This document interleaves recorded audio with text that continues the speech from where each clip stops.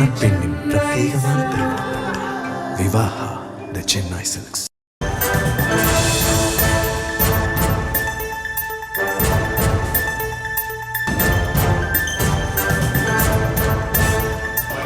அதிமுக விஜய் ஊழல் கட்சி, மோசமானவர்கள், மக்களிடம் மரியாதை இல்லாதவர்கள் அப்படின்னு சொல்றாங்க.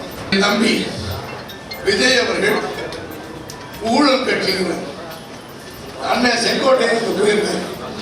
அப்புறம் பத்தி விஜய் தம்பி தெரிஞ்சுக்கணும். ஏன்னா அம்மா ஆட்சியில் மந்திரியா இருக்கார் செங்கோட்டை.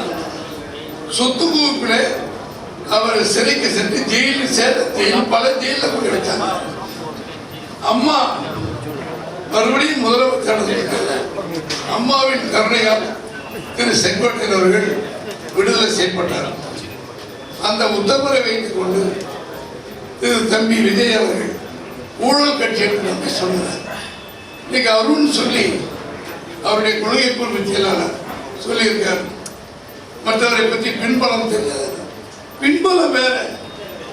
நீ சொல்லுகிறவர்கள் உத்தரவா? விஜய் சொல்றாருன்னா நம்மளை பற்றி சொல்றதுனா அவர் மகாத்மா காந்தியா உத்தவரா புத்தரா? 500 கோடி 200 கோடி 300 கோடி வாங்கிட்டு 25% மட்டும் கணக்கான் வைத்து 75% அப்படியே கருப்பு பணமாக வைத்து எங்கே கொண்டு வச்சிருக்காரு தெரியல. மத்திய அரசாங்கம் பார்த்துருக்கு. அவர் ஒரு படத்திலேயோ அல்லது ஒரு கார் எடுத்து வந்ததுலையோ 1.5 கோடி அபராதம் வச்சிருக்காங்க. அந்த நல்லவர் அன்பு தம்பி விஜய் அவர்கள் நம்மை பார்த்து ஊழலாம்.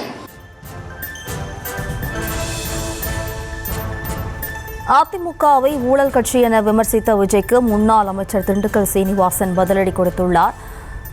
மணப்பெண்ணின் பிரத்யேகமான திருமணம் விவாஹா தி சென்னை சில்க்ஸ்.